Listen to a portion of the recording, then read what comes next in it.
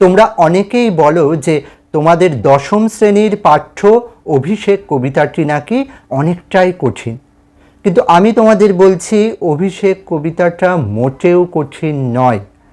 তার কারণ দেখো, অভিষেক কবিতাটি মেঘনাদবধ কাব্যের প্রথম স্বর্গ থেকে নেওয়া হয়েছে। এই মেঘনাদবধ কাব্যটি আখ্যানমূলক কাব্য। আখ্যানমূলক কাব্য কি? অর্থাৎ এর মধ্যে একটা কাহিনী আছে, একটা গল্প আছে। যুদ্ধক্ষেত্রে মেঘনাদ যাবেন, হ্যাঁ, কেমনভাবে তাকে যুদ্ধক্ষেত্রে পাঠানো হচ্ছে, আর রাবণের কাছে গিয়ে মেঘনাদ কি জানাচ্ছেন, হ্যাঁ, এই বিষয়গুলো পরপর একটা গল্পের মতন বলা আছে। আর এই কবিতাটা তোমাদের কাছে কেন কঠিন বলে মনে হয়? তার কারণ তোমরা কবিতার ভেতরে ঢোকো না।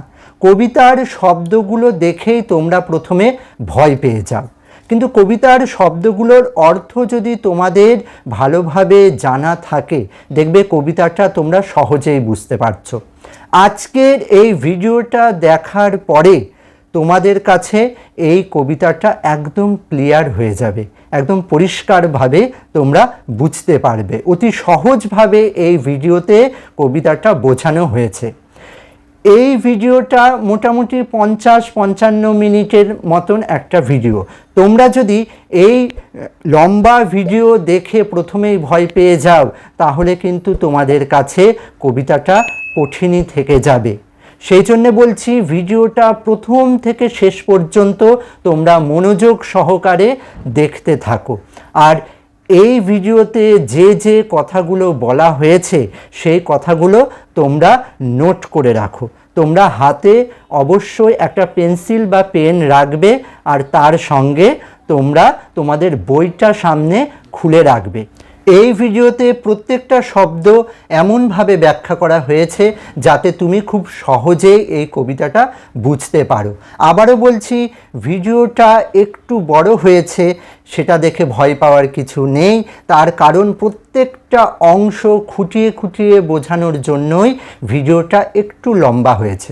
মাইকেল মধুসূদন দত্ত রচিত অভিষেক কবিতাটি মেঘনাদবধ কাব্যের প্রথম স্বর্গ থেকে নেওয়া হয়েছে। এই মেঘনাদবধ কাব্যটি বাংলা সাহিত্যের প্রথম ও একমাত্র সার্থক সাহিত্যিক মহাকাব্য। এই মহাকাব্যটির আছে 9টি স্বর্গ বা অধ্যায়। কাব্যটি অমিত্রাক্ষর ছন্দে রচিত। আমরা অভিষেক কবিতাটি আলোচনার আগে জেনে নেব ঠিক যেখান থেকে অভিষেক কবিতাটি শুরু হচ্ছে তার আগের ঘটনাগুলো। আমরা যদি আগের ঘটনাগুলো না জানি, তাহলে এই কবিতাটা আমরা বুঝতে পারবো না। চলো আমরা জেনে নিই ঠিক অভিষেক কবিতাটি যেখান থেকে শুরু হচ্ছে তার আগে কি ঘটেছিল। লঙ্কার রাজা রাবণ তার স্বর্ণ সিংহাসনে বসে আছেন। ঠিক এমন সময়ে ভগ্নদূত সেই রাজসভায় এসে একটা খবর দিলেন। খবরটা হলো, রাবণের পুত্র বীরবাহু রামচন্দ্রের সঙ্গে যুদ্ধ করতে গিয়ে নিহত হয়েছেন, বীরবাহু মারা গেছেন। এই খবর শুনে রাবণের মাথায় যেন বাজ ভেঙে পড়ল। রাবণ সহ রাজসভার সকলেই এই সংবাদে শোকগ্রস্ত হয়ে পড়ল। রাবণ ভগ্নদূতের কাছ থেকে কিভাবে বীরবাহু মারা গেছেন সেই সকল ঘটনা আদ্যোপান্ত শুনলেন। বীরবাহুর মৃত্যুর খবরে রাবণ এরপর একেবারে নিশ্চুপ হয়ে গেছেন, চুপ হয়ে গেছেন। এর মধ্যেই রাজসভায় বীরবাহুর জননী চিত্রাঙ্গদা এসে উপস্থিত হয়েছেন। পুত্র শোকে তিনি কান্নাকাটি করছেন। এমন অবস্থায় রাবণ প্রচণ্ড ক্ষিপ্ত হয়ে ওঠেন।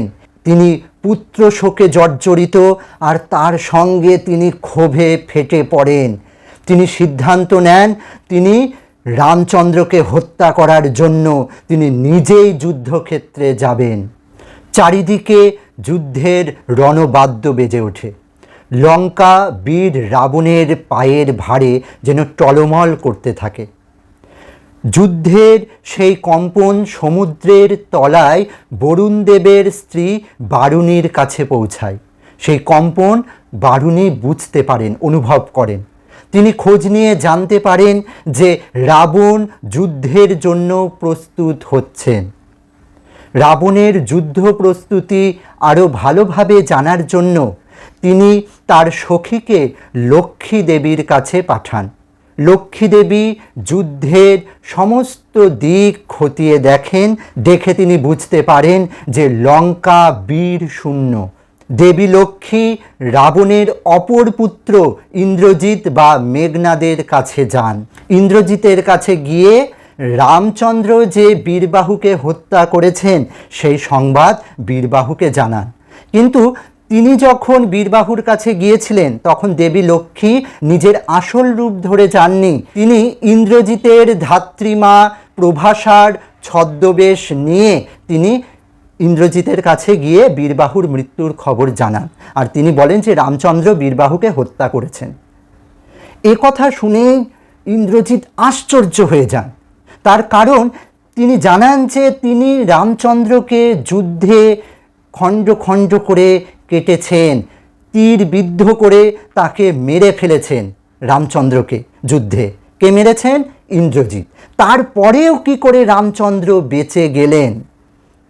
ঠিক এমন জায়গা থেকেই যখন লক্ষ্মীদেবী ইন্দ্রজিতের কাছে যাচ্ছেন বীরবাহুর মৃত্যু সংবাদ নিয়ে, আর অবশ্যই নিজের রূপে নয়, ইন্দ্রজিতের ধাত্রীমা প্রভাসার রূপ ধরে তিনি ইন্দ্রজিতের কাছে গেছেন। এই জায়গা থেকেই আমাদের অভিষেক কবিতাটা শুরু হচ্ছে। আমরা এবার কবিতার মূল আলোচনায় চলে যাই। তার আগে কবি মাইকেল মধুসূদন দত্ত সম্পর্কে দু চার কথা জেনে নিই। মাইকেল মধুসূদন দত্ত জন্ম 1824 খ্রিস্টাব্দে এবং মৃত্যু 1873 খ্রিস্টাব্দে। বাংলা সাহিত্যের একজন উল্লেখযোগ্য কবি ও নাট্যকার তিনি। তার ছদ্মনাম টিমোথি পেন পোয়েম, আ নেটিভ মিস্টার হোল্ট। বাংলা সাহিত্যের প্রথম সার্থক নাট্যকার তিনি। তিনি বাংলা মহাকাব্যের জনক, বাংলা সনেটের জনক, বাংলা সাহিত্যের প্রথম মৌলিক নাট্যকার তিনি। বাংলা ট্র্যাজেডির জনক তিনি। অমিত্রাক্ষর ছন্দের স্রষ্টাও তিনি। বাংলা পত্র সাহিত্যের জনক তিনি। তার উল্লেখযোগ্য কাব্যগুলি হল তিলোত্তমা সম্ভব, মেঘনাদবধ কাব্য, ব্রজাঙ্গনা কাব্য, বীরাঙ্গনা কাব্য, চতুর্দশপদী কবিতাবলী ইত্যাদি। তার উল্লেখযোগ্য নাটকগুলি হল শর্মিষ্ঠা, পদ্মাবতী, কৃষ্ণকুমারী, একেই কি বলে সভ্যতা, বুড়ো শালিকের ঘাড়েরও ইত্যাদি। যারা এখনও এই চ্যানেলটিকে সাবস্ক্রাইব করনি তারা চ্যানেলটিকে সাবস্ক্রাইব করে দিয়ে পাশে থাকা বেল আইকনটি অল করে দিও। আমরা মূল কবিতার আলোচনায় চলে যাই। কনক আসন ত্যাজি বীরেন্দ্র কেশরী ইন্দ্রজিৎ প্রণমিয়া ধাত্রীর চরণে। কনক আসন মানে সোনার আসন, কনক মানে সোনা, সোনার আসন ত্যাজি মানে ত্যাগ করে, বীরেন্দ্র কেশরী, বীরেন্দ্র কেশরী কথার অর্থ হচ্ছে যিনি বীর শ্রেষ্ঠ, শ্রেষ্ঠ বীর যিনি, তিনি কে? ইন্দ্রজিৎ। প্রণমিয়া ধাত্রীর চরণে, প্রণমিয়া মানে প্রণাম করে, কাকে প্রণাম করছেন? ধাত্রীর চরণে। ধাত্রী হলেন ধাত্রীমা, অর্থাৎ যিনি লালন পালন করেন, ঠিক আছে?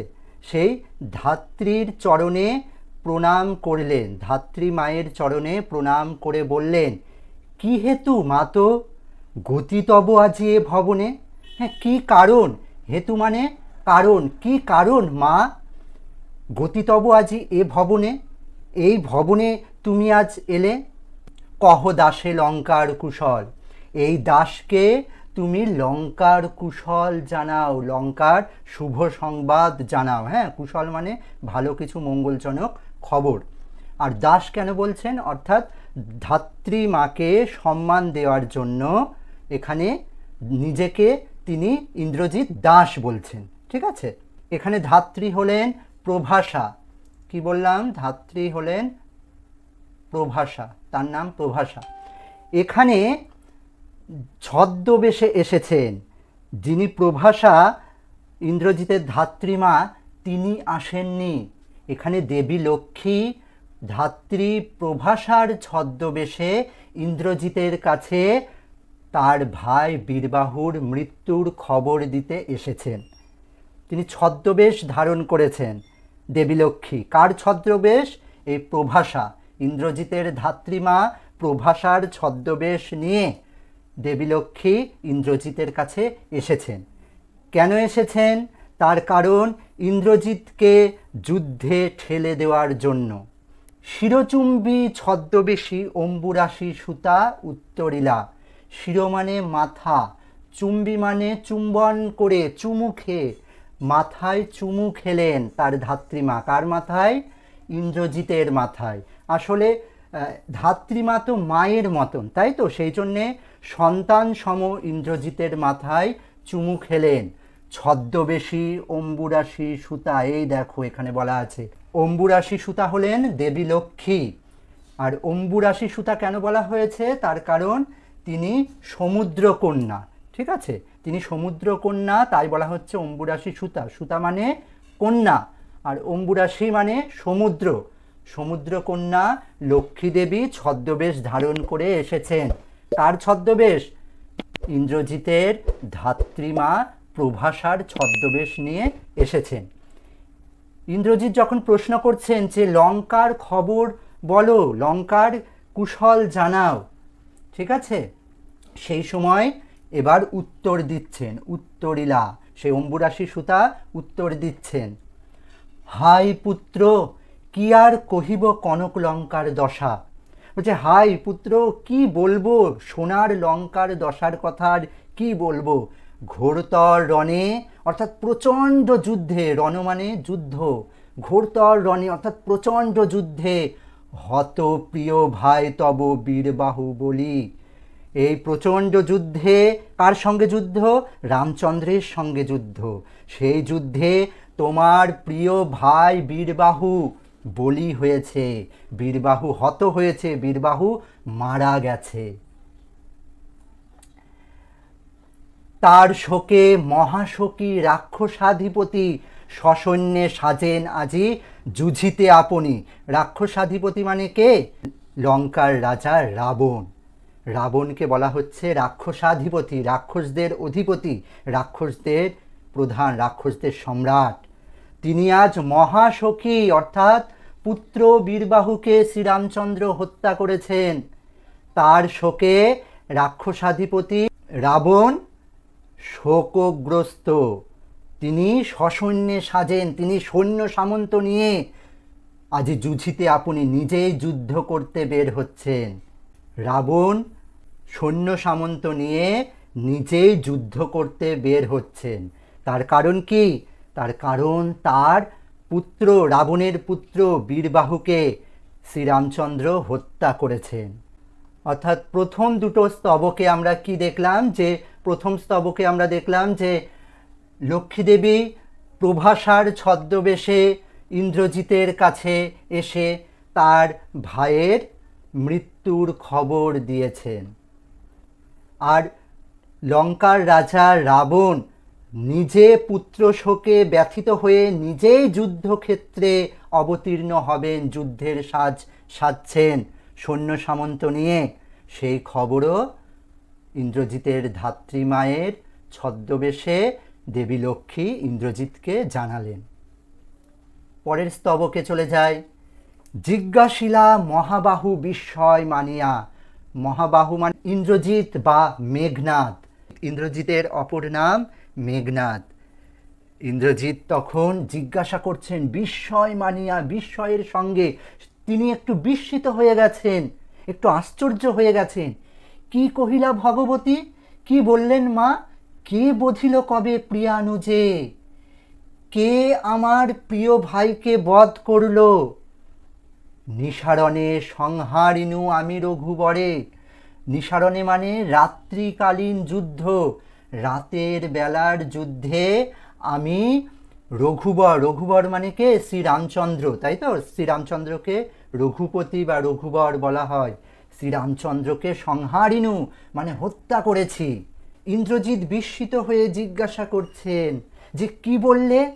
আমি তোর রামচন্দ্রকে রাতের বেলার যুদ্ধে তাকে আমি হত্যা করেছি। খণ্ড খণ্ড করিয়া কাটিনু বরশি প্রচণ্ড স্বর বৈরী দলে। খণ্ড খণ্ড করিয়া কাটিনু, খণ্ড খণ্ড করে আমি তাকে কেটে ফেলেছি। কি দিয়ে? বরশি অর্থাৎ বর্ষণ করে, প্রচণ্ড স্বর, স্বর মানে তীর, বৈরী দলে, বৈরী দল মানে শত্রুর দল, শত্রুর দলের দিকে প্রচণ্ড তীর অর্থাৎ অসংখ্য তীর বর্ষণ করে শ্রীরামচন্দ্রকে খণ্ড খণ্ড করে আমি কেটেছি। এ কথা ইন্দ্রজিৎ বলছেন। তবে এ বার্তা, তাহলে এই খবর কেন? বার্তা মানে খবর, তাহলে এই খবর কেন? এ অদ্ভুত বার্তা, তবে এই অদ্ভুত খবর তুমি শোনাচ্ছ কেন? জননী কোথায় পাইলে তুমি? শীঘ্র কহ দাসে। তুমি এই খবর কোথায় পেলে? তাড়াতাড়ি এই দাসকে বলো। অর্থাৎ ইন্দ্রজিৎ যুদ্ধে শ্রীরামচন্দ্রকে হত্যা করেছেন, তাকে খণ্ড খণ্ড করে কেটেছেন, কিন্তু শ্রীরামচন্দ্র মায়া বলে, হ্যাঁ, দৈবী মায়া বলে তিনি আবার বেঁচে উঠেছেন। সেই জন্যে ইন্দ্রজিৎ আশ্চর্য হয়ে গেছে যে যাকে আমি যুদ্ধে হত্যা করলাম সে আবার বেঁচে উঠল। তুমি কি খবর শোনাচ্ছ মা? তাড়াতাড়ি এই দাসকে বলো, আমাকে তাড়াতাড়ি বলো, এই ধরনের অদ্ভুত খবর তুমি কি জন্যে শোনাচ্ছ, কি কারণে শোনাচ্ছ? পরের স্তবকে দেখো, রত্নাকর রত্নোত্তমা ইন্দিরা সুন্দরী উত্তরিলা। রত্নাকর মানে, রত্নাকর বলতে সমুদ্রকে বোঝায়, তাই তো? রত্নাকর রত্নোত্তমা ইন্দিরা সুন্দরী অর্থাৎ সমুদ্রের সর্বশ্রেষ্ঠ রত্ন, তাকে বলা হচ্ছে রত্নাকর রত্নোত্তমা। কে? সুন্দরী, ইন্দিরা সুন্দরী অর্থাৎ দেবী লক্ষ্মীর কথা এখানে বলা হচ্ছে, যে সমুদ্রের সর্বশ্রেষ্ঠ রত্ন অর্থাৎ লক্ষ্মী দেবী, সেই সুন্দরী লক্ষ্মী দেবী এখন উত্তর দিচ্ছেন। ইন্দ্রজিৎ যখন জিজ্ঞাসা করছেন যে এই খবর তুমি আনলে, এটাও কি সম্ভব? আমি তো তাকে হত্যা করেছি। তখন লক্ষ্মী দেবী প্রভাষার ছদ্মবেশে লক্ষ্মী দেবী উত্তর দিচ্ছেন, হায় পুত্র, মায়াবী মানব সীতাপতি অর্থাৎ সীতাপতি অর্থাৎ সীতার প্রতি শ্রীরামচন্দ্র মায়াবী মানব। মায়াবী মানব মানে তার মধ্যে মায়াবী ঐশ্বরিক শক্তি রয়েছে, হ্যাঁ, দেবতাদের মতন এক শক্তি রয়েছে, সেই জন্য বলা হচ্ছে যে মায়াবী মানব। তব স্বরে মরিয়া বাঁচিল, তার মধ্যে যে দৈবী শক্তি রয়েছে সেই মায়াবী শক্তিতে তীর বিদ্ধ হয়েও মরিয়া বাঁচিল, মরে গিয়েও বেঁচে উঠল রামচন্দ্র। যাও তুমি তড়া করি, তড়া মানে তাড়াতাড়ি। দেবী লক্ষ্মী প্রভাষার ছদ্মবেশে ইন্দ্রজিৎকে বলছেন যে তুমি তাড়াতাড়ি যাও। রক্ষ রক্ষ কুলমান, তুমি রক্ষা করো এই রাক্ষস কুলকে, তুমি রক্ষা করো, রাক্ষস কুলের মান সম্মানকে তুমি রক্ষা করো।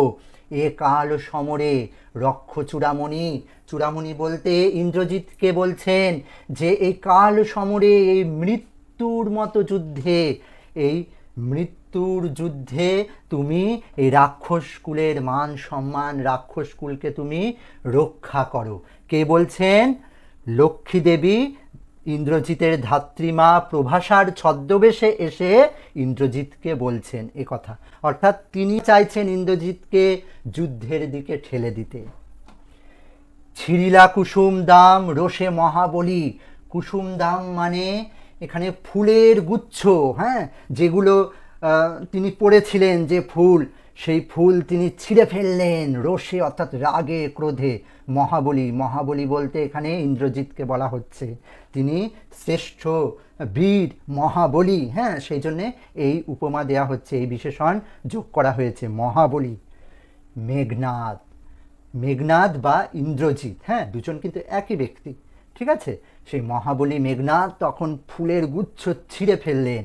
ফেলাইলা কনক বলয় দূরে, কনক বলয় মানে সোনার বালা, বলয় মানে বালা, হাতে পরে যে বালা, হ্যাঁ, সেই কনক বলয় সোনার বালা দূরে ছুঁড়ে ফেলে দিলেন। পদতলে পরি শোভিল কুণ্ডল, কুণ্ডল মানে দুল, হ্যাঁ, কানে পড়ার দুল, পায়ের নিচে সেই দুল পড়ে যেন শোভা পেতে লাগলো। কিসের মতো?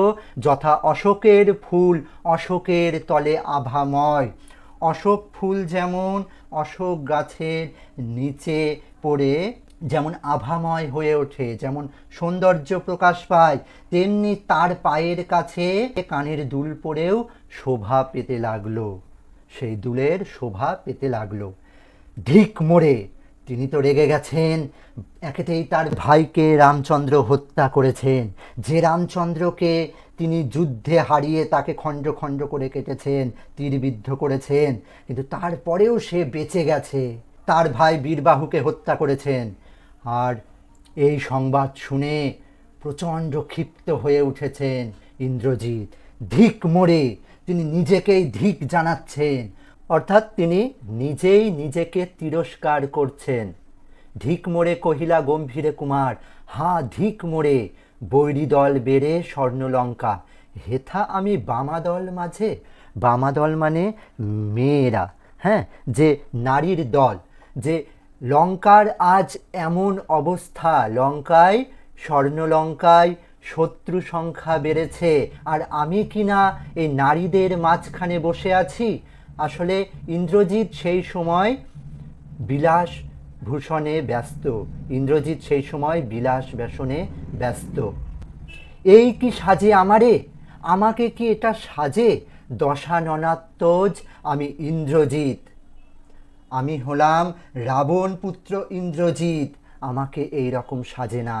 আনো রথ তরা করি, তরা মানে তাড়াতাড়ি, তাড়াতাড়ি রথ আনো, ঘুচাবো এ অপবাদ বোধি রিপুকুলে। রিপুকুলে মানে শত্রুদের, যে শত্রুদের বধ করে আমি আমার এই অপবাদ ঘুচাবো। কোন অপবাদ? এই যে স্বর্ণলঙ্কার এই দুর্দশা, তার ভাইকে হত্যা করেছেন রামচন্দ্র, এর মাঝে তিনি নারীদের মাঝখানে বসে বিলাস ব্যসনে ব্যস্ত, সেই অপবাদ তিনি ঘোচাবেন। তাড়াতাড়ি রথ আনতে বলছেন, অর্থাৎ তিনি যুদ্ধে যাবার জন্য প্রস্তুত হচ্ছেন। সাজিলা রবীন্দ্রর সব বীর আভরণে, রবীন্দ্রর সব মানে শ্রেষ্ঠ যোদ্ধা, যে শ্রেষ্ঠ যোদ্ধার মতন তিনি সাজছেন, বীর আভরণে, বীরের মতো তিনি সেজে উঠছেন। হৈমবতী সুত যথা নাসিতে তারকে মহাসুর, অর্থাৎ পার্বতী পুত্র বা দুর্গা পুত্র কার্তিক যেমন তারকাসুর বধের জন্য সেজে উঠেছিলেন, তিনি ঠিক সেই রকম সাজছেন। কিংবা যথা বৃহন্নলারূপী কিরীটি বিরাট পুত্র সহ উদ্ধারিতে গোধন, সাজিলা সুর সমী বৃক্ষমূলে। এখানে মেঘনাদ বা ইন্দ্রজিৎ কিভাবে যুদ্ধের সাজ সেজেছেন সেই কথা বলতে গিয়ে এখানে দুটো প্রসঙ্গ কবি এনেছেন। কি কি সেই প্রসঙ্গ?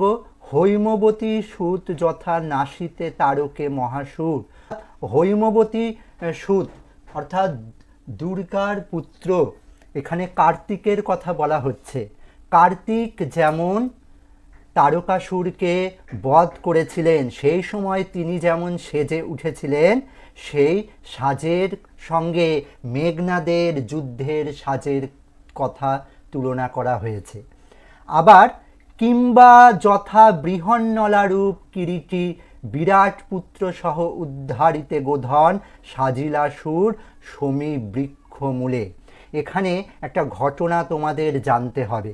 এখানে দেখো অর্জুনকে বৃহন্নলারূপী বলা হচ্ছে, হ্যাঁ, কিরীটি মানে অর্জুন।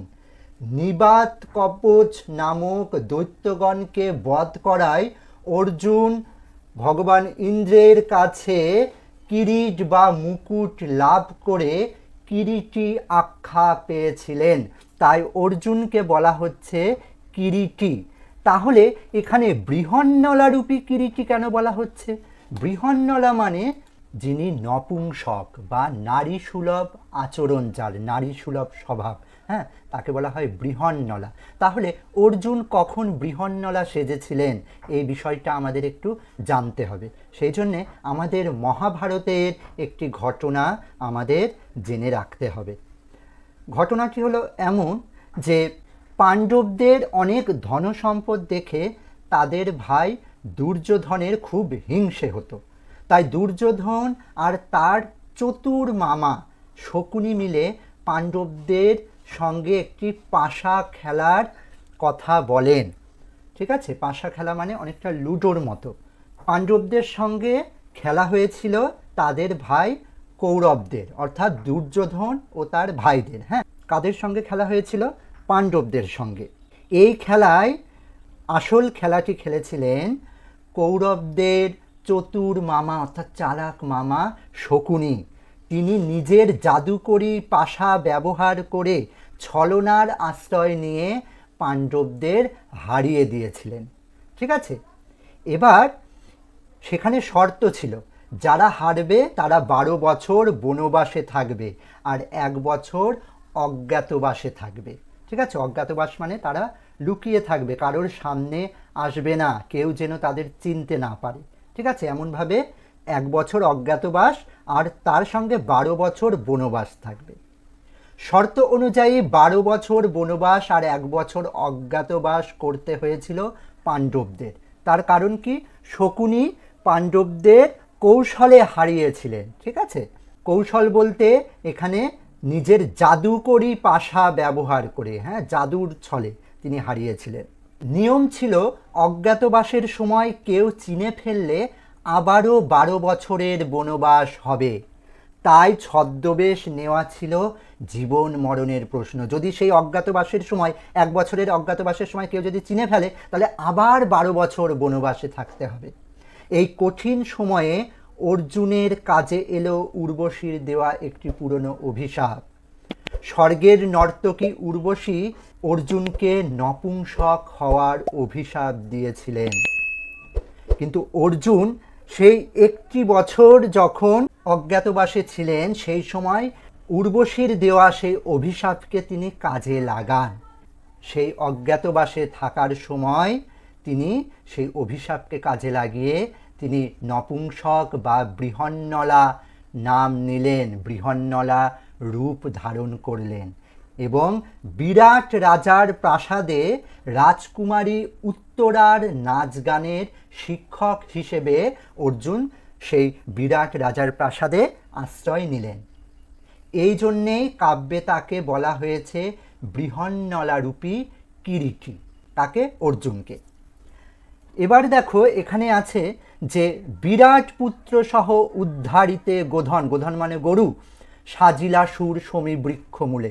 সমীবৃক্ষ মূলে, হ্যাঁ, কেনই বা বিরাট পুত্রকে সঙ্গে নিয়ে গরুকে উদ্ধার করতে যাচ্ছেন? হ্যাঁ, এই বিষয়টাও আমাদের একটু জানা দরকার। সমীবৃক্ষ মূলে কি ঘটেছিল? অজ্ঞাতবাস যখন একদম শেষ পর্যায়ে, হ্যাঁ, সময় প্রায় শেষের দিকে অজ্ঞাতবাসের, তখন কৌরবরা হঠাৎ বিরাট রাজ্যের হাজার হাজার গরু বা গোধন চুরি করে নিয়ে যায়। রাজ্য বাঁচাতে বিরাটের পুত্র অর্থাৎ রাজা বিরাটের তরুণ পুত্র উত্তর যুদ্ধ করতে যান, কিন্তু কৌরবদের বিশাল সেনাদল দেখে ভয়ে রথ ছেড়ে পালানোর চেষ্টা করেন। কে পালানোর চেষ্টা করেন? বিরাটের রাজার পুত্রের নাম ছিল উত্তর। তিনি তো ভয়ে রথ ছেড়ে পালানোর চেষ্টা করেন কৌরবদের বিশাল সেনাদল দেখে। ঠিক তখন বৃহন্নলাবেশী অর্জুন তাকে অভয় দিয়ে বলেন, ভয় পেও না রাজকুমার, আমি আছি। অর্জুন তখন সাহস যোগান সেই রাজকুমারকে। তিনি রাজকুমার উত্তরকে নিয়ে যান সেই রহস্যময় শমী গাছের কাছে। অজ্ঞাতবাসে যাওয়ার ঠিক আগে পাণ্ডবরা তাদের সব দিব্য অস্ত্রশস্ত্র কাপড়ে পেঁচিয়ে এই গাছের উপরেই লুকিয়ে রেখেছিলেন। হ্যাঁ, অর্থাৎ তাদের যে দৈব শক্তিধারী যে সমস্ত অস্ত্রশস্ত্র, হ্যাঁ, পাণ্ডবরা যখন অজ্ঞাতবাসে গিয়েছিল তার আগেই সেই শমী গাছের ওপরে কাপড় দিয়ে পেঁচিয়ে লুকিয়ে রেখেছিলেন। সেখান থেকেই অর্জুন নামিয়ে আনেন তার বিশ্বখ্যাত গান্ডীব ধনু। হ্যাঁ, আমরা জানি যে অর্জুনের সেই গান্ডীব ধনু ছিল যেটা খুবই শক্তিশালী। শমীবৃক্ষের নিচে দাঁড়িয়ে অর্জুন তখন তার ছদ্মবেশ ত্যাগ করে আসল বীর বেশে সজ্জিত হন। অর্জুন তখন সেই শমী গাছের নিচে তার বৃহন্নলা রূপ ত্যাগ করে কি করলেন, তিনি নিজের আসল রূপ ধরলেন আর তিনি বীর বেশে বীরের মতো তিনি সজ্জিত হলেন, সাজলেন যুদ্ধের জন্য। সেই মুহূর্তটি ছিল প্রচণ্ড তেজোদ্দীপ্ত। মানে অর্জুন যখন যুদ্ধের জন্য সেই শমী বৃক্ষর তলায় সাজছেন সেই সময়ে তাকে প্রচণ্ড তেজি মনে হচ্ছিল। হ্যাঁ, সেই উপমায় ব্যবহার করেছেন এখানে কবি মাইকেল মধুসূদন দত্ত, যে ইন্দ্রজিৎ যুদ্ধের জন্য সেই শমীবৃক্ষ মূলে যেমন অর্জুন সেজেছিলেন তেমনভাবেই সাজছেন। কে সাজছেন? ইন্দ্রজিৎ বা মেঘনাদ। সেই জন্যে দেখো এখানেও আরেকটা উপমা দেওয়া হয়েছে। তাহলে ইন্দ্রজিৎ কেমনভাবে যুদ্ধের জন্য সাজছেন তার উপমা এখানে দুটো দেওয়া হয়েছে। এক, কার্তিক যেমন তারকাসুরকে বধ করার সময় যেমনভাবে সেজেছিলেন, আর দুই, বৃহন্নলারূপী কিরীটী অর্থাৎ অর্জুন কৌরবদের সঙ্গে যুদ্ধে অবতীর্ণ হওয়ার সময় অর্জুন যেমনভাবে শমী বৃক্ষমূলে এসে সেজেছিলেন যুদ্ধের জন্যে, সেই রকমভাবেই ইন্দ্রজিৎ যুদ্ধের সাজে সাজছেন। মেঘবর্ণ রথ অর্থাৎ মেঘের মতো বর্ণের রথ, চক্র বিজলির ছটা অর্থাৎ সেই রথের চাকায় যেন বিজলির ছটা, বিদ্যুতের মতন ছটা রয়েছে। ধ্বজ ইন্দ্রচাপ রূপী, ইন্দ্রচাপ রূপী মানে রামধনুর মতন রঙের পতাকা, ধ্বজ মানে পতাকা, রথের যে পতাকা সেই পতাকা রামধনু রঙের। তুরঙ্গম বেগে আশুগতি, সেই রথ দ্রুত গতিতে ছুটে চলেছে কার মতন? ঘোড়ার মতন। তুরঙ্গম মানে ঘোড়া। রথে চড়ে বীর চূড়ামণি বীর দর্পে, অর্থাৎ সেই রথের ওপর চড়ে রয়েছেন বীর চূড়ামণি। বীর চূড়ামণি মানে কার কথা বলা হচ্ছে? ইন্দ্রজিতের কথা বলা হচ্ছে। তিনি বীর দর্পে মানে বীরের মতন তিনি রথে চড়ে রয়েছেন। হেনকালে প্রমীলা সুন্দরী ধরিপতি করযুগ, মেঘনাদের স্ত্রী প্রমীলা সেখানে এলেন, এসে ধরিপতি করযুগ, পতি অর্থাৎ ইন্দ্রজিৎ বা মেঘনাথের হাত ধরলেন। হায় রে যেমতি হেমলতা আলিঙ্গয়ে তরু কুলেশ্বরে, হেমলতা মানে স্বর্ণলতা, সেই স্বর্ণলতা তোমরা দেখে থাকবে হয়তো, হ্যাঁ, লতানো যে গাছ, হ্যাঁ, সেই স্বর্ণলতা আলিঙ্গয়ে তরু কুলেশ্বরে, তরু কুলেশ্বর মানে শ্রেষ্ঠ বৃক্ষ, হ্যাঁ, বা তরু শ্রেষ্ঠ, সেই বড় বৃক্ষকে সেই হেমলতা সেই স্বর্ণলতা যেমনভাবে জড়িয়ে ধরে ঠিক তেমনভাবে প্রমীলা এসে তার পতির হাত দুটো ধরেছেন। কহিলা কাঁদিয়া ধ্বনি, হাত দুটো ধরে কেঁদে বলছেন প্রমীলা, কোথা প্রাণ সখে রাখিয়ে দাসীরে, কহ চলিলা আপনি।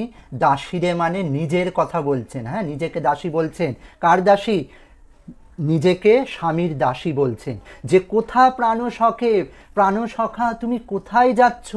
রাখিয়ে দাসীরে, এই দাসীকে রেখে দিয়ে তুমি কোথায় যাচ্ছ? কহ চলিলা আপনি, চলে যাচ্ছ। কেমনে ধরিবে প্রাণ তোমার বিরহে এ অভাগী, অর্থাৎ তুমি যদি না থাকো তাহলে এই অভাগী কিভাবে প্রাণ ধরবে, অর্থাৎ কিভাবে বেঁচে থাকবে।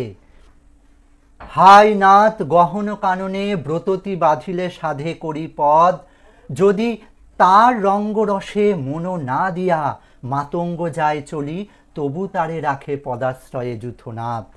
এখানে গহন কানন মানে গভীর বন বা গভীর জঙ্গল, ব্রততি মানে লতা, হ্যাঁ, যে লতা গাছ, আর করিপদ মানে এখানে হাতির পা, করি মানে হাতি, হাতির পা, মাতঙ্গ মানেও হাতি, হ্যাঁ, এখানে যূথনাথ বলতে হাতির কথা বলা হয়েছে। তাহলে কি বলছেন এখানে? যে যখন গভীর বনে হাতির পাকে লতা যদি আনন্দের সঙ্গে বা সাধ করে যদি বেঁধে ফেলতে চায়, অর্থাৎ হাতি যখন বন দিয়ে যাচ্ছে তখন পা তার পাগুলোকে যদি লতা আনন্দের সঙ্গে বা সাধ করে জড়িয়ে ধরে, তখন লতার এই রঙ্গরসে, অর্থাৎ আনন্দের সঙ্গে জড়িয়ে ধরেছে, লতার সেই রঙ্গরসে মন না দিয়ে হাতি যদি চলে যায়, তবু হাতি লতাকে নিজের পায়েই রেখে দেয়। অর্থাৎ হাতি মন দিচ্ছে না, লতা যখন পা জড়িয়ে ধরেছে, হ্যাঁ, তবুও হাতি কিন্তু সেই লতাকে দূরে সরিয়ে দিয়ে বা লতাকে ছিন্ন ভিন্ন করে দিয়ে হাতি কিন্তু চলে যায় না। হাতির পায়ে লতা জড়ানো থাকলেও হাতি কিন্তু এগিয়ে যায় সেই নিজের পায়ে লতাকে রেখে। ঠিক তেমনভাবেই যেন প্রমীলাকে দূরে ঠেলে না দেন মেঘনাদ। হ্যাঁ, সে কথাই বলছেন, তবে কেন তুমি গুণনিধি ত্যাজ কিঙ্করীরে আজি। কিঙ্করীরি মানে দাসী। হ্যাঁ, কিঙ্করীরি শব্দের অর্থ দাসী। যে তাহলে কেন গুণনিধি, গুণনিধি কাকে বলছেন? ইন্দ্রজিৎকে। যে গুণনিধি, তাহলে তুমি কেন আজ এই দাসীকে তুমি ত্যাগ করে যুদ্ধক্ষেত্রে চলে যাচ্ছ? ত্যাজ মানে ত্যাগ করে। হ্যাঁ, কেন তুমি যাচ্ছ? হাসি উত্তরিলা মেঘনাদ। এরপর মেঘনাদ বা ইন্দ্রজিৎ হেসে উত্তর দিচ্ছেন, ইন্দ্রজিতে জিতি তুমি, তুমি ইন্দ্রজিৎকে জয় করেছ সতী। বেঁধেছ যে দৃঢ় বাঁধে, কে পারে খুলিতে সে বাঁধে। অর্থাৎ তুমি ইন্দ্রজিতের মন যেভাবে জয় করেছ, হ্যাঁ, যেভাবে তাকে বেঁধে রেখেছ, দৃঢ়ভাবে তুমি বেঁধে রেখেছ, সেই বাঁধন কে খুলতে পারে বলো তো? তরাই আমি আসিব ফিরিয়া কল্যাণী। কল্যাণী অর্থাৎ কল্যাণী বলতে তার স্ত্রীকে বলছেন, প্রমীলাকে বলছেন যে কল্যাণী, আমি খুব তাড়াতাড়ি ফিরে আসব সমরে নাশী, তোমার কল্যাণে রাঘবে। সমরে নাশী অর্থাৎ যুদ্ধক্ষেত্রে নাশ করে, বিনাশ করে, হ্যাঁ, হত্যা করে। কাকে হত্যা করে? রাঘবে, রামচন্দ্রকে হত্যা করে আমি তোমার কল্যাণেই আমি ফিরে আসব। অর্থাৎ তোমার যে ভালোবাসা, তোমার যে কল্যাণ, সেই কল্যাণেই আমি রামচন্দ্রকে হত্যা করে, যুদ্ধে হত্যা করে আমি ঠিক ফিরে আসব। বিদায় এবে দেহ বিধুমুখী। বিধুমুখী, তুমি আমাকে বিদায় দাও। বিধুমুখী মানে চাঁদের মতন মুখ যার। ঠিক আছে, বলছেন যে বিধুমুখী, তুমি আমাকে এবার বিদায় দাও। তাহলে আমরা এই স্তবকে কি জানলাম? শ্রেষ্ঠ যোদ্ধা মেঘনাদ তার বিলাসভূষণ ত্যাগ করে বীরের মতন সেজে ওঠেন যুদ্ধে যাওয়ার জন্য। পার্বতীপুত্র বা দুর্গার পুত্র কার্তিক যেমন তারকাসুর বধের জন্য সেজে উঠেছিলেন, কিংবা গোধন বা গরু উদ্ধারের জন্য বৃহন্নলা রূপ ধারণকারী অর্জুন বিরাট রাজের পুত্রকে সঙ্গে নিয়ে শমী বৃক্ষমূলে যেমনভাবে যুদ্ধে যাবার জন্য বীরের মতন সেজেছিলেন, ঠিক তেমনভাবে মেঘনাদ সেজে উঠলেন। মেঘবর্ণ রথ, রথের চাকায় বিদ্যুতের ছটা, রথের পতাকা রামধনুর মতো। হ্যাঁ, ঘোড়ার গতি অত্যন্ত দ্রুত। বীরের মতো এই বীর চূড়ামণি ইন্দ্রজিৎ রথে চড়লেন। ঠিক এমন সময়ে সেখানে মেঘনাদের স্ত্রী প্রমীলা সুন্দরী উপস্থিত হলেন। তিনি তার স্বামীর দুটি হাত ধরে কেঁদে ফেললেন, ঠিক যেমনভাবে তরুশ্রেষ্ঠ বৃক্ষকে স্বর্ণলতা জড়িয়ে ধরে, তেমনভাবে তাকে জড়িয়ে ধরে কেঁদে ফেললেন, তার হাত দুটো জড়িয়ে ধরে কেঁদে ফেললেন। তিনি কেঁদে বললেন, এই দাসীকে রেখে প্রাণসখা আপনি কোথায় চললেন? তোমার বিরহে এই অভাগী কিভাবে নিজের প্রাণ ধারণ করবে, অর্থাৎ কিভাবে বেঁচে থাকবে? হায় নাথ, গভীর বনে হাতির পাকে লতা যদি আনন্দের সাথে বা সাধ করে বেঁধে ফেলতে চায়, অর্থাৎ লতা যখন সাধ করে হাতির পায়ে জড়িয়ে ধরে, তখন লতার এই রঙ্গরসে মন না দিয়ে হাতি যদি চলেও যায়, তবুও হাতি লতাকে নিজের পায়েই রেখে দেয়, তাকে পরিত্যাগ করে না। তবে কেন তুমি গুণনিধি, গুণনিধি মানে গুণবান, তবে কেন তুমি গুণনিধি, কেন এই দাসীকে আজ পরিত্যাগ করছো, তাকে পরিত্যাগ করে যুদ্ধে চলে যাচ্ছ? মেঘনাদ তখন হেসে উত্তর দিলেন। তিনি বলছেন যে ইন্দ্রজিৎকে জয় করে তুমি যে দৃঢ় বন্ধনে বেঁধেছ, সেই বন্ধন কেউ খুলতে পারবে না, তোমার এই বন্ধন কেউ খুলতে পারবে না। কল্যাণী, আমি খুব তাড়াতাড়ি ফিরে আসব, তোমার কল্যাণে রামচন্দ্রকে বধ করে আমি খুব তাড়াতাড়ি ফিরে আসব। এখন আমাকে বিদায় দাও বিধুমুখী। হ্যাঁ, আমরা এই স্তবকে এই বিষয়টাই জানলাম। এবার আমরা পরের স্তবকে চলে যাই। উঠিল পবন পথে ঘোরতর রবে। পবন পথ মানে বায়ু, হ্যাঁ, মানে বায়ুর মধ্য দিয়ে চলে যাচ্ছে ঘোরতর রব করতে করতে, হ্যাঁ, মানে শব্দ করতে করতে। কি? রথবর, ইন্দ্রজিতের সেই রথ বায়ুর মধ্য দিয়ে এগিয়ে যাচ্ছে। হৈম পাখা বিস্তারিয়া যেন উড়িলা মৈনাক শৈল অম্বর উজলি।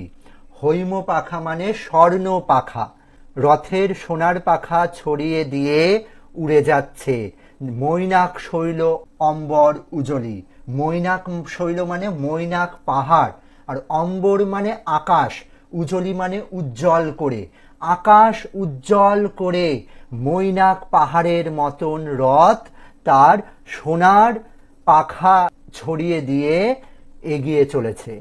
সিঞ্জিনী আকর্ষী রোষে। সিঞ্জিনী মানে ধনুকের ছিলাকে বলে সিঞ্জিনী, হ্যাঁ, আবার নূপুরকেও বলে সিঞ্জিনী। আকর্ষী মানে আকর্ষণ, আর রোষে মানে রেগে গিয়ে। রেগে গিয়ে ধনুকের ছিলা আকর্ষণ করতে করতে টঙ্কারিলা ধনু বীরেন্দ্র। টঙ্কারিলা মানে ধনুকের ছিলার শব্দকে বলা হয় টঙ্কার, হ্যাঁ। বীরেন্দ্র বলতে এখানে ইন্দ্রজিতের কথা বলা হচ্ছে, তিনি বীরের মতন, বীর শ্রেষ্ঠ। অর্থাৎ রেগে গিয়ে ধনুকের ছিলা আকর্ষণ করে, মানে ধনুকের ছিলা এইভাবে ধরে ধনুকে টঙ্কার দিলেন। অর্থাৎ টঙ্কার মানে সেই ধনুকের ছিলার শব্দ, হ্যাঁ, সেটা নিতে নিতে এগিয়ে চলেছেন। এইভাবে রথ নিয়ে এগিয়ে চলেছেন। পক্ষীন্দ্র যথা নাদে মেঘ মাঝে ভৈরবে। পক্ষীন্দ্র মানে গরুর, গরুর পাখি। পক্ষীন্দ্র যথা নাদে, নাদে মানে গর্জন করে, হ্যাঁ। ভৈরবে মানে ভয়ানক। অর্থাৎ ইন্দ্রজিৎ ঠিক যেন গরুরের মতন আকাশে ভয়ানক গর্জন করে উঠল। অর্থাৎ ইন্দ্রজিৎ ভয়ানক গর্জন করে উঠল।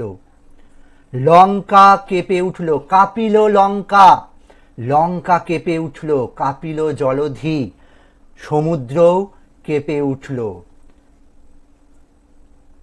সাজিছে রাবণ। দেখো, আমরা এই স্তবকে দেখলাম যে কিভাবে রথ নিয়ে মেঘনাদ বা ইন্দ্রজিৎ এগিয়ে চলেছেন। সাজিছে রাবণ রাজা বীর মদে মাতি। রাবণ রাজা বীর মদে মত্ত হয়ে যুদ্ধের জন্য সাজছেন, অর্থাৎ তিনি নিজেকে আরো শক্তিশালী করছেন। বীর মদে মাতি মানে আরো বীরের মতন তিনি মত্ত হয়ে উঠছেন, তিনিও যুদ্ধে যাবেন, হ্যাঁ, সেইভাবে তিনি সেজে উঠছেন। বাজিছে রণবাজনা গর্জিছে গজ। চারপাশে যুদ্ধের বাজনা বেজে উঠছে। রণবাজনা মানে যুদ্ধের বাজনা। গর্জিছে গজ, গজ মানে হাতি ডেকে উঠছে। হেসে অশ্ব, ঘোড়া ডেকে উঠছে। হুঙ্কারিছে পদাতিক রথী।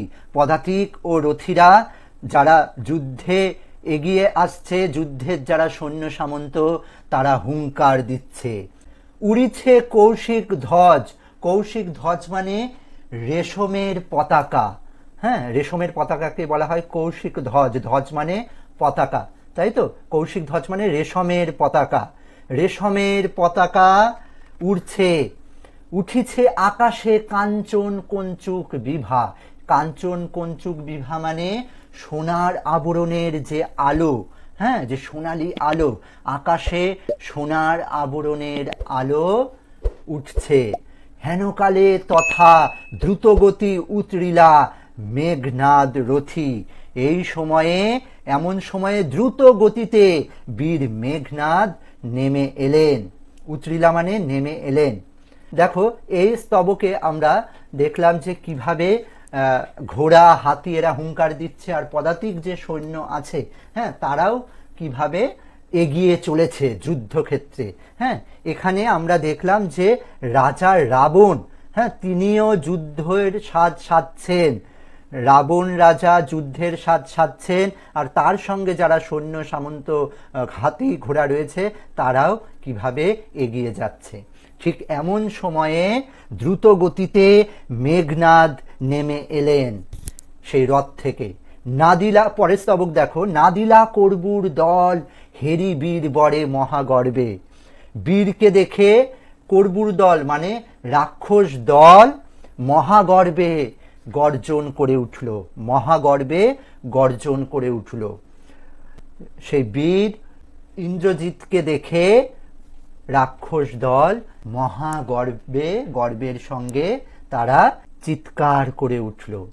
নমি পুত্র পিতার চরণে, পিতার চরণে প্রণাম জানালো, পিতার চরণে মাথা নেমে এলো, পিতার চরণে প্রণাম করলেন। কর জোরে কহিলা, হাত জোর করে বললেন, হে রক্ষ কুলপতি। রক্ষ কুলপতি মানে রাক্ষসদের রাজা। হ্যাঁ, এখানে রাবণের কথা বলা হচ্ছে।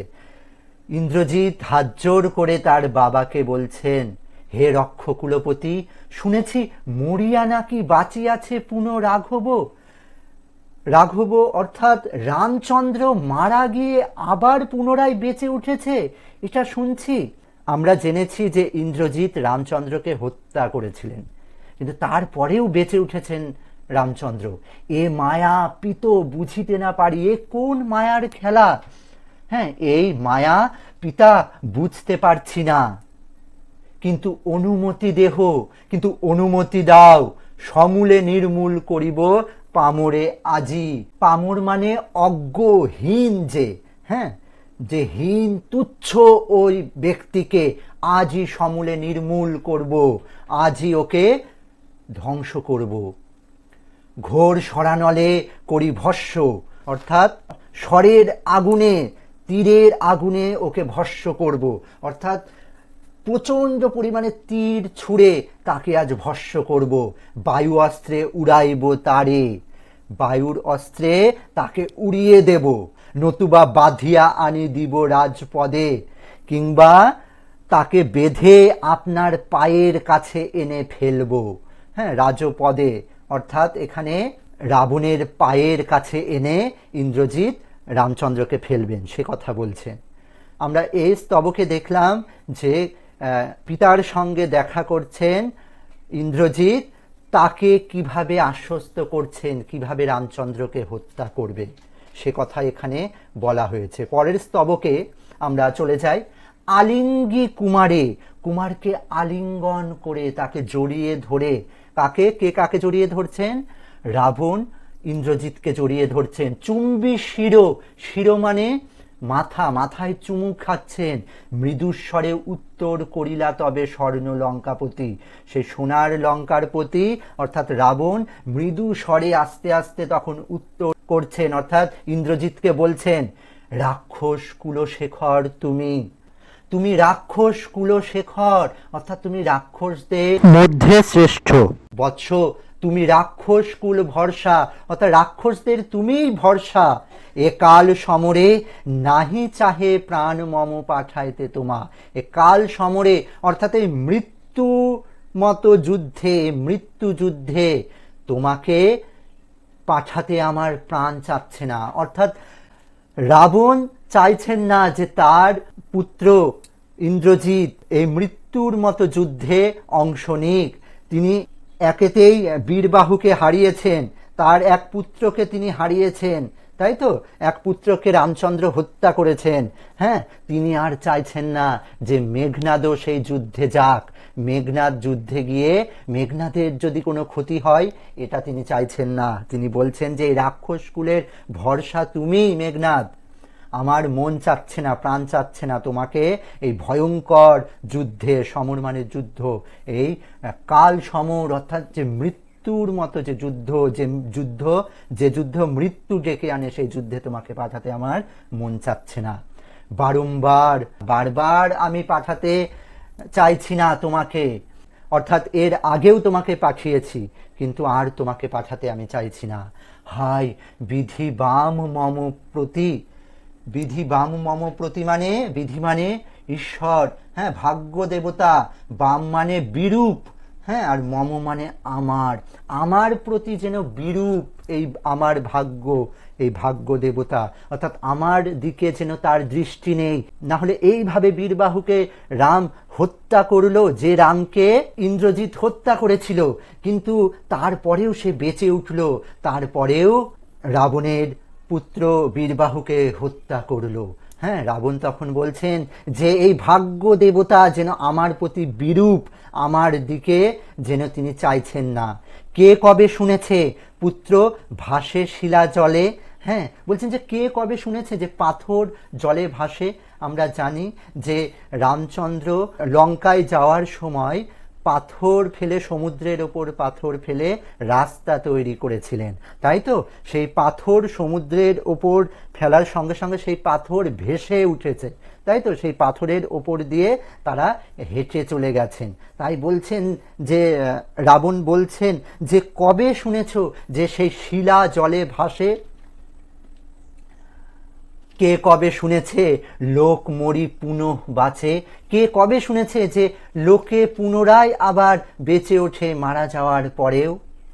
অর্থাৎ এখানে আমরা দেখলাম যে রাবণ উত্তর দিচ্ছেন, রাবণ তার আক্ষেপের কথা বলছেন যে বিধি তার প্রতি কতটা বিরূপ, হ্যাঁ, ভাগ্য বিধাতা তার প্রতি যেন প্রসন্ন নন, তার দিক থেকে যেন মুখ ফিরিয়ে রেখেছেন। পরের স্তবকে আমরা চলে যাই। উত্তরিলা বীর দর্পে অসুরারি রিপু। অসুরারি রিপু মানে অসুরদের শত্রুর শত্রু, হ্যাঁ, অসুরদের যিনি শত্রু, অর্থাৎ শ্রী রামচন্দ্র তার শত্রুকে ইন্দ্রজিৎ, এখানে ইন্দ্রজিতের কথা বলা হচ্ছে, অসুরদের শত্রুর শত্রু, হ্যাঁ, এখানে ইন্দ্রজিতের কথা বলা হচ্ছে। এবার ইন্দ্রজিৎ বীরের মতন উত্তর দিচ্ছেন, কি ছাড় সে নর? হ্যাঁ, অর্থাৎ রামচন্দ্রের কথা বলছেন যে সে কি ছাড়, কোথাকার কে সে? সেই নর অর্থাৎ মানুষ, সেই মানুষটা কোথাকার কে? রামচন্দ্রের কথা বলছেন। তারে ডরাও আপনি, আপনি তাকে ডরাচ্ছেন কেন? সে কোথাকার কে? রাজেন্দ্র, রাজেন্দ্র বলতে কার কথা বলছেন? রাবণের কথা বলছেন। রাবণকে বলছেন যে আপনি তাকে ভয় পাচ্ছেন কেন? সেই রাম কোথাকার কে, কোথাকার কোন ছাড়? থাকিতে দাস, এই দাস থাকতে যদি যাও রণে, তুমি এ কলঙ্ক পিত ঘুষিবে জগতে। বলছে যে এই দাস থাকতে, অর্থাৎ ইন্দ্রজিৎ নিজের কথা বলছেন যে এই দাস থাকতে, আমি থাকতে যদি তুমি এই যুদ্ধে যাও, তাহলে চারিদিকে একটা কলঙ্ক পড়ে যাবে, একটা কলঙ্কের দাগ পড়ে যাবে, হ্যাঁ, চারিদিকে একটা ছি ছি পড়ে যাবে যে মেঘনাদ থাকতে কিনা তার বাবা রাবণ যাচ্ছেন যুদ্ধ করতে, পিত ঘুষিবে জগতে। ঘুষিবে জগতে মানে চারপাশে যেন ছড়িয়ে যাবে এই খবর। হাসিবে মেঘবাহন, মেঘবাহন মানে ইন্দ্রদেব, তাই তো? ভগবান ইন্দ্র তিনি হাসবেন, রুষিবেন দেব অগ্নি, অগ্নিদেব রুষ্ট হবেন, অগ্নিদেব রেগে যাবেন। দুইবার আমি হারানু রাঘবে, আমি দুবার করে রাঘব অর্থাৎ রামচন্দ্রকে হারিয়েছি, আর একবার পিত দেহ আজ্ঞা মোরে, আর একবার আপনি আজ্ঞা দিন, আজ্ঞা মানে আদেশ দিন, আমাকে আদেশ দিন আর একবার, দেখিব এবার বীর বাঁচে কি ঔষধে। আমি এবার দেখে নেব যে ওই বীর, ওই রামচন্দ্র কিভাবে বেঁচে ওঠেন, কিভাবে বাঁচেন তিনি, আমি এবার দেখে নেব। আপনি আমাকে আজ্ঞা দিন, আপনি আমাকে আদেশ দিন যুদ্ধে যাওয়ার জন্য। পরের স্তবকে আমরা চলে যাই। কহিলা রাক্ষসপতি, তখন রাবণ বলছেন, কুম্ভকর্ণ বলি ভাই মম, আমার বলবান ভাই তাকে অকালে আমি ভয়ে জাগালাম। অর্থাৎ কুম্ভকর্ণের কথা বলা হচ্ছে যে কুম্ভকর্ণ তো সবসময় তো ঘুমিয়ে থাকেন, হ্যাঁ, কুম্ভকর্ণ বলি ভাই মম, তাই আমি জাগানু অকালে ভয়ে, হায় দেহ তার দেখো সিন্ধু তীরে ভূপতিত, গিরিশৃঙ্গ কিংবা তরু যথা বজ্রাঘাতে। অর্থাৎ তিনি বলছেন যে আমার বলবান ভাই, অর্থাৎ কুম্ভকর্ণের কথা বলছেন যে আমার বলবান ভাই তাকে অকালে আমি ভয়ে জাগালাম, হায় দেখো তার দেহ সিন্ধু তীরে পড়ে আছে, যেমনভাবে বজ্রাঘাতে গিরিশৃঙ্গ অথবা বৃক্ষ পড়ে যায়। অর্থাৎ কুম্ভকর্ণকেও হত্যা করা হয়েছে। রামচন্দ্র ও তার সৈন্য সামন্ত কুম্ভকর্ণকেও হত্যা করেছেন। তাই বলছেন যে গিরিশৃঙ্গ অর্থাৎ পর্বতের শৃঙ্গ অথবা বৃক্ষ, হ্যাঁ, বড় গাছ যেভাবে বজ্রাঘাতে নিচে পড়ে যায়, সেইভাবে দেখো সিন্ধু তীরে পড়ে আছে আমার ভাই। তবে যদি একান্ত সমরে ইচ্ছা তব বৎস আগে পুজো ইষ্ট দেবে। বলছে যদি একান্তই এই যুদ্ধে তুমি যেতে চাও, তোমার ইচ্ছা হয়, বৎস আগে পুজো ইষ্ট দেবে, ইষ্টদেবকে আগে পূজা করো। অর্থাৎ যাকে ভজনা করেন তারা, হ্যাঁ, সেই ইষ্টদেবকে আগে পুজো করতে বলছেন। নিকুম্ভিলা যজ্ঞ সাঙ্গ করো বীরমণি। রাবণ বলছেন মেঘনাদকে যে আগে নিকুম্ভিলা যজ্ঞ শেষ করো, অর্থাৎ যুদ্ধে যাওয়ার আগে নিকুম্ভিলা যজ্ঞ করতে বলছেন। কে কাকে বলছেন? রাবণ মেঘনাদকে বলছেন যে যজ্ঞ করো। সেই যজ্ঞের নাম কি? নিকুম্ভিলা যজ্ঞ। নিকুম্ভিলা যজ্ঞ শেষ করে তারপর তুমি যুদ্ধে যেও। সেনাপতি পদে আমি বরিণু তোমারে, সেনাপতি পদে আমি তোমাকে অভিষিক্ত করলাম, আমি তোমাকে বরণ করলাম। বরিণু মানে বরণ করা। এই দেখো আমাদের এই কবিতার নাম অভিষেক, তাই তো? আর মেঘনাদবধ কাব্যের প্রথম স্বর্গ এটি, প্রথম স্বর্গ থেকে নেওয়া হয়েছে। এই স্বর্গের নামও অভিষেক, অর্থাৎ সেনাপতি পদে বরণ করলেন, অর্থাৎ তার অভিষেক ঘটল। ইন্দ্রজিৎ বা মেঘনাথের অভিষেক ঘটল সেনাপতি পদে।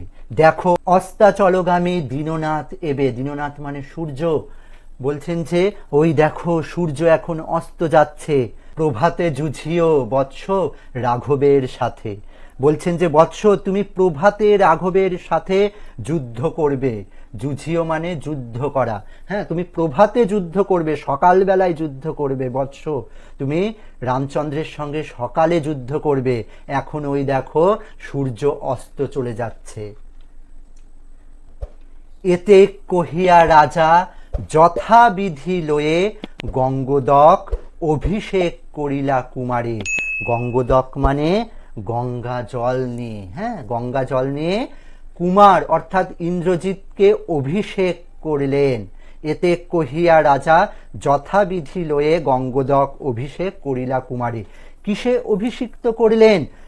কুমারকে সেনাপতি পদে অভিষিক্ত করলেন যথাবিধি গঙ্গা জল নিয়ে। গঙ্গা জল নিয়ে কুমারকে অভিষিক্ত করলেন। কুমার ইন্দ্রজিৎকে সেনাপতি পদে বরণ করলেন যুদ্ধে পাঠানোর জন্য। কবিতাটা তোমরা বাড়িতে বারবার পড়বে। আর যারা এখনও এই চ্যানেলটিকে সাবস্ক্রাইব করনি তারা চ্যানেলটিকে সাবস্ক্রাইব করে দিয়ে পাশে থাকা বেল আইকনটি অল করে দিও।